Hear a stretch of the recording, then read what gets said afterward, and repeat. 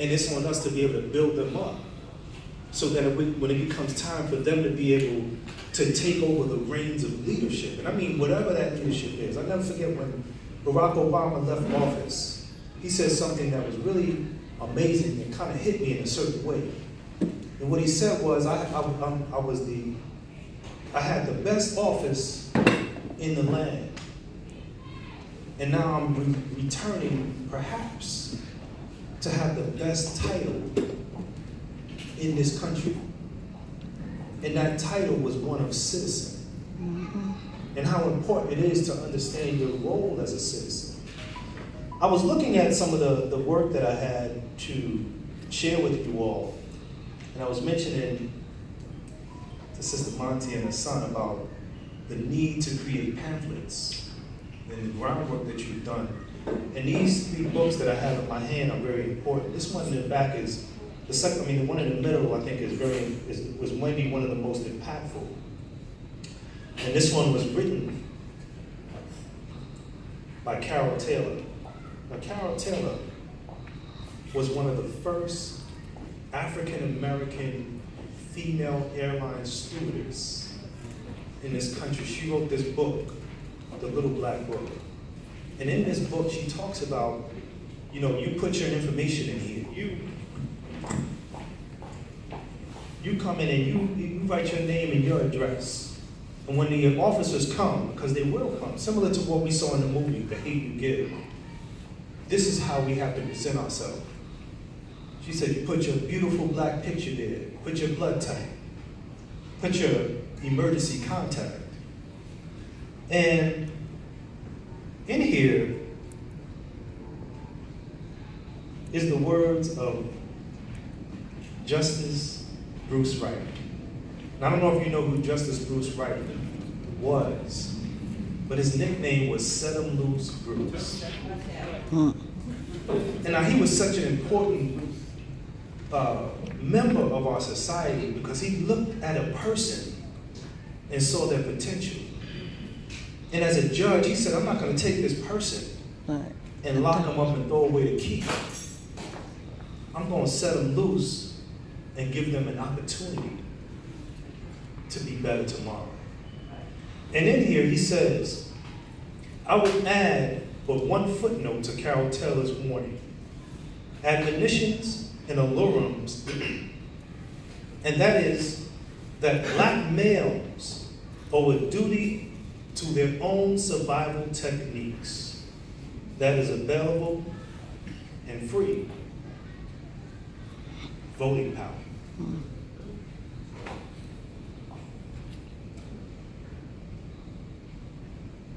In 1989, I was accused, along with 4 others, of one of the most horrific crimes that you could ever be accused of. And that was the rape of a white woman in Central Park. In their outrage, and when I say there, I'm talking about the collective there. In their outrage, a spokesperson arose. That spokesperson would later rise to the highest office in this land and occupy. Not my prayer. I mean, you already know where I'm going. He occupied the White House. Right. Donald Trump took out a full-page ad. A full page. In New York City's newspapers. Paid out of his own pocket, paid $85,000 to effectuate an outcome that he desired. Death.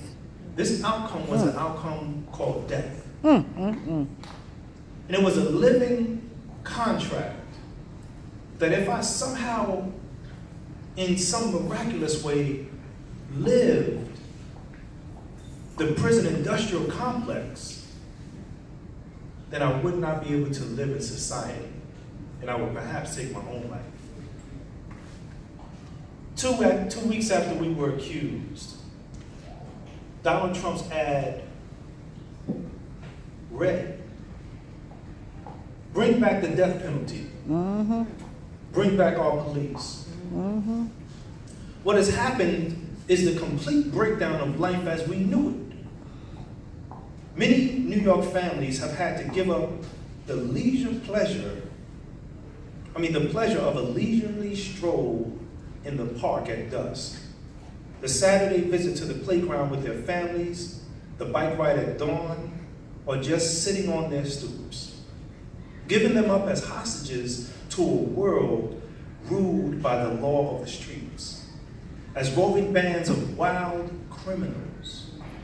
Look at the description of young black people. Right. They called us super predators. At the They beginning call of the us, crack they era, call huh? us urban terrorists. Mm-hmm. As roving bands of wild criminals roam our neighborhoods, dispensing their own vicious brand of twisted hatred on whomever they encounter. At what point did we cross the line from the fine and noble pursuit of genuine civil liberties to the reckless and dangerous permissiveness? The reckless and dangerous permissive atmosphere which allows criminals of every age to beat and rape a helpless woman as they laugh and then laugh at their family's anguish. Now, this is an interesting article because this is a historical document. Right. Very. Right? And he, just the other day, laughed and encouraged the people in the audience to laugh at the accuser accusing Kavanaugh. Right. As he tried to push him into the public seat, Push a the man. lifetime appointment. Push the man. And already we pushed him in, Push the man. but then encouraged the supporters. Right. Man, we should laugh at her for trying to Right. do this thing to our guy. Right. As a matter of fact, one of the articles recently read something to the effect, what happened to due process? Young people in America this is a scary time for them. They're living in fear. A mere accusation can ruin their lives. The media had a field day. My phone call was ringing off the hook. Randy Santana's phone call ringing off the hook. We need y'all to come to CNN immediately. Right. Yeah. Now we're talking to her, right? We need y'all to come immediately to address this because Donald Trump, his mouth running amok again. Right.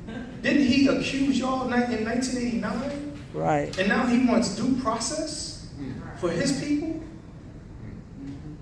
This proves that we live, as the article was written in the Atlanta Journal-Constitution not too long ago. This year, the Atlanta Journal-Constitution wrote an article, said 50 years after the Kerner Report. The Kerner Report, if you can go back and do the research, is talking about when Dr. Martin Luther King passed away, they did this study. And in the study they said, or they found out rather, that we are living in two Americas. One black. One black, One white. Right. One where you have the complexion for rejection, and the other where you have the complexion for protection, or the complexion for acceptance. And this report was 50 years after Dr. King passed away. They were reevaluating the Kerner Report. And they found out that we had not moved One iota, huh? one iota. We didn't move an inch. Right. 2 steps forward, a mile back. Right. Right. Teach. So, as you look at the rest of this article, he says, and why do they laugh? They laugh because they know that very soon they will be returned to the streets to rape and maim and kill once again. This Donald Trump has had this sick love affair With black. with black and brown folks. Right. He want to be. And in part of cultural appropriation, you look at the fact that here this man has been rubbing elbows with our celebrities, Right. our elites. He want to be black. You know what I'm saying? The best of the best, as they call it.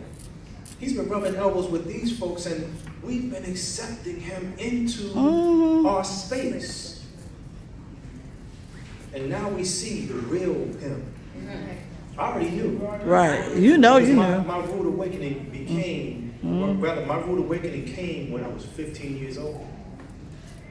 This article, by the way, first of all, the crime of the rape of the Central Park jogger happened April 19th, 1989.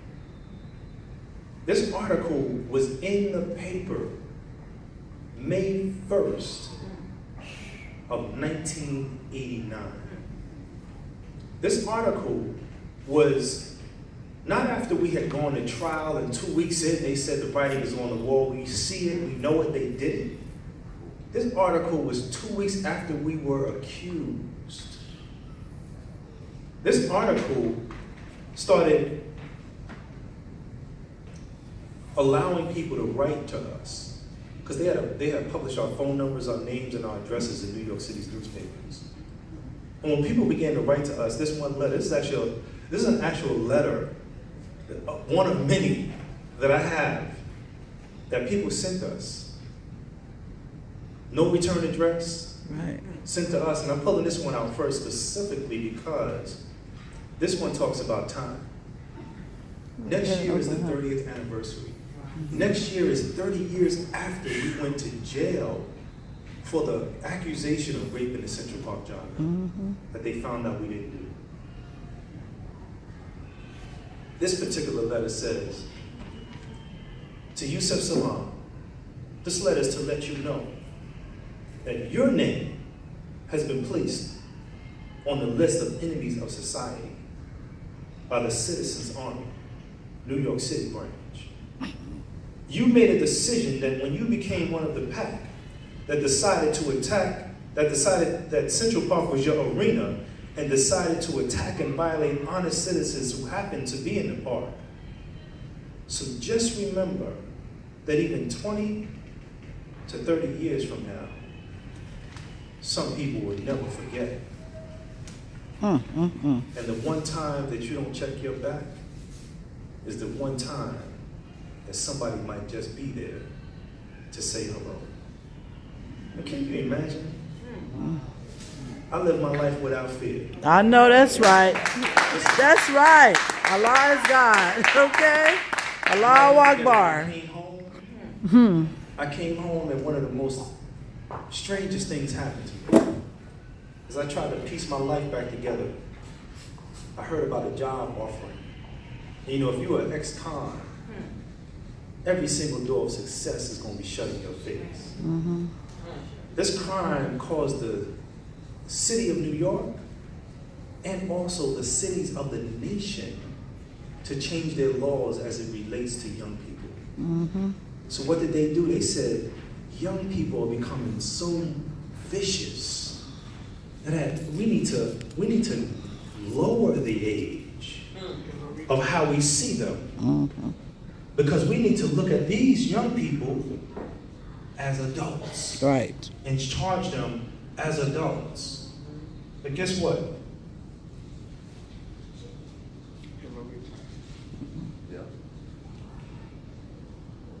Got the wrong kids. This is the front page of the Daily News. This is an article written Friday, October 11th, in 2002. In 2002, 13 years after the accusation, 13 years after we went to jail. We got the wrong kids. Duh. They found out what they had known all along. Right. Right. That the dioxo, but am I saying this right? I want to say it correct because somebody said close enough. I want to get it right. I want to say this word so that people understand the power of it. You'll see what I'm talking about.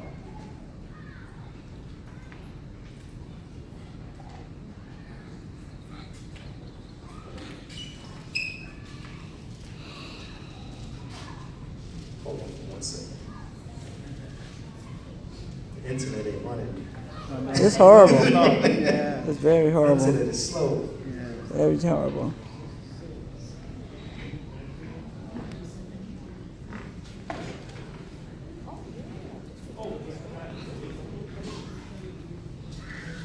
Okay, I want to say this word right.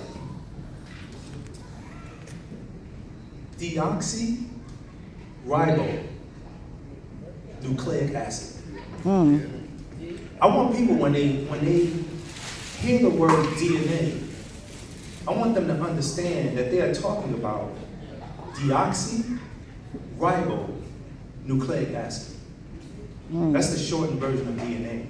That means that as I'm talking up here, and I might not realize this myself, but there might be a drop of spittle that may have come out my mouth, that the forensic scientists can come up here and check the desk and do their swabs and say, Yusef Salaam is up here. That if I touch the doorknob or any of these things here, the chair, that my fingerprint lingers and proves that I was there. If anybody here has seen the documentary, The Central Park 5, and if you haven't, I encourage you to watch it. Right now it's on Amazon. If you have an Amazon account, you can watch it for free. If you want to purchase it, you can purchase it through iTunes. Next year, Ava DuVernay, Oprah Winfrey, Robert De Niro, Participant Media, and Netflix are all getting together, and they will release the film that they're currently filming in New York City, The Central Park 5, the next version. This is a mini-series where there are actors that are going to be portraying us, that are going to be painting a picture of what happened to us in the whole prison experience and what happened after we came out of that. You know? But in the documentary that Kid Burns made, there's a scene where Kevin Richardson is walking in Central Park. Now it's interesting that he's walking in Central Park because this is after he's arrested. He's walking in Central Park, and what we found out was Corey Wise was also with him. They took them both, now this is illegal by the way. They took them back to the scene of the crime so that they can get their falsified facts correct. As a matter of fact, they went even further, and they told Corey, and this is young people, we wore our sneakers, our sneakers be untied, that's how we like to wear it, you know? Corey had his sneaker untied. The officer said, your sneaker's untied. So instead of Corey saying, well, that's how I like to wear it, you know, when you're in trouble, you respond to everything that the people in power tell you to do. You don't say, so what, I like to wear my sneakers like that. You bend down and you tie your sneakers so perfect. You might start speaking out, like how your parents taught you how to tie it, 20-year wrap, 1, 2, 3, around, and all of that. You want to get it right. In their manufacturing and trying to alter the facts in the case, they bumped Corey to try to get him to fall into the scene of the crime. Now, I don't know if you remember, but if you do the research, every single one of us, they went over our clothes with a fine-tooth comb. This lady lost 3/4 of her blood. Nobody had any evidence that they had been there. None. Some people were arrested that night. The same clothes that they had on when they were hanging out in the park.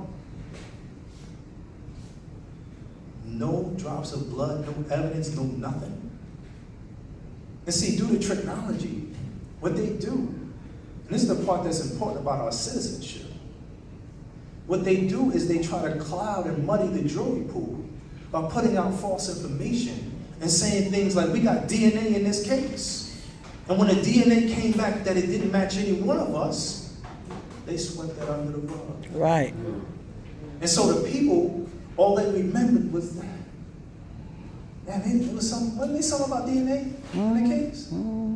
They forgot that the DNA didn't match. And so now when they usher you into the prison industrial complex, the new slave labor, it all becomes apparent. It becomes apparent because when we read the 13th Amendment, as black and brown folks, we could read that they can turn you into a slave for the punishment of a crime. And of course, it's not said that specific way, but read. For the punishment of a crime, they can turn you into a slave. When black and brown folks read that word kind of vibrates a little bit differently with us. They're talking about our grandparents, parents, in some instances. And in some instances, if we live in Georgia, they might be talking about our grandparents or their mothers and fathers. But it becomes even more apparent because in this citizenship, they have the disenfranchised. And in the disenfranchised, if I don't have the ability to vote, if I don't have the ability to effectuate change in that manner, I have no power. And if I have no power, I'm useless. And when it comes time to change the laws as it relates to us as a people, I can't cast a ballot. It's important. It's important. But I stand here before you as a man broken. And some people will say, no, you look all right. Sure, not that. But I'm talking about the broken plates, like in Asia. They got this practice when they take china and it breaks, they put the china, they organize it all back together. And what they do is they pour gold in the cracks. And now this plate is resilient. It's a beautiful plate, even more beautified because of that. And I want to wrap up and share two things with you. One is a paragraph from the introduction of my book. This book is called Words of a Man, My Right to Be. I got so much to share with y'all. I mean, but I want to just wrap up with this. Most of the poetry written in this book was written while I was incarcerated between 1989 and 1997. There are pieces that were written after that, but the bulk of the material took shape while I was in prison. I've always called this body of work Words of a Man because the criminal and social justice systems weren't treating me like a man. From the unbelievable accusations from the start, to the wild convictions of the media, to Donald Trump's full-page ad calling for the state to kill us, to the final judgment and imprisonment. The system wasn't treating me as if I was a man. So because I knew I was a man, a human being, and a son of God, I had to remind myself. And these words were a big part of that. Here I was at the beginning of this whole bid, and I had to grow up very, very fast. But I wanted people to know that when you find yourself in so-called dark places, there's always a light somewhere in the darkness. And even if that light is inside you, you can turn it on and illuminate your own darkness and shine that light on the world. And what I leave with you is the words of a good friend. The revolution will not be televised. Right. The revolution will not be televised. I can remember when that statement made me sad inside. Too young to be in it. Now I couldn't even see it. Why? Why couldn't the revolution be televised? The last poets, Gil Scott Heron. Right. As I grew up, I began to see. They left theirs, and I too wanted to leave a mark on history. A man and a half, and I wanted to bask in that task that set men free. But a revolution, the revolution, is where I knew I had to be. The revolution will not be televised. They wanted to display the victory of those quote unquote lesser men. The revolution will not be televised. Smile, I know, because I am the revolution. And not only am I the revolution, but you're the revolution, You're the revolution. You're the revolution. You're the revolution. You're the revolution. You're the revolution. You're the revolution. You are the revolution. You. Uncle Bob, you already know. My father. You're the revolution. And see, that's the thing that we have to understand in ourselves. I wrote that poem in prison. Mm-hmm. And I had to remind myself of what it was that I was going through. Because just like that light I talked about in the beginning of my book, 15 years old, they tried to extinguish my light. Right. Put it out. See, what they did was they threw me in the fire. And the diamond came out. There's a story quickly, real quick. There's a story in the Bible about Abraham being thrown in the fire. Mm-hmm. And if you read some of the commentaries about this fire was so magnificent. And they were angry at Abraham because he said, no, there's only one God. And they wanted to worship their statues. They built this fire so big and so magnificent that some of the commentaries said they had to make a catapult. They had to build, in addition to the fire, they had to build a catapult to throw Abraham into the fire. And in like manner, they threw me into the fire along with the other members of the Central Park Five. But they forgot the owner of the heat. Right. Go ahead. Go ahead. All right. Yes. All right.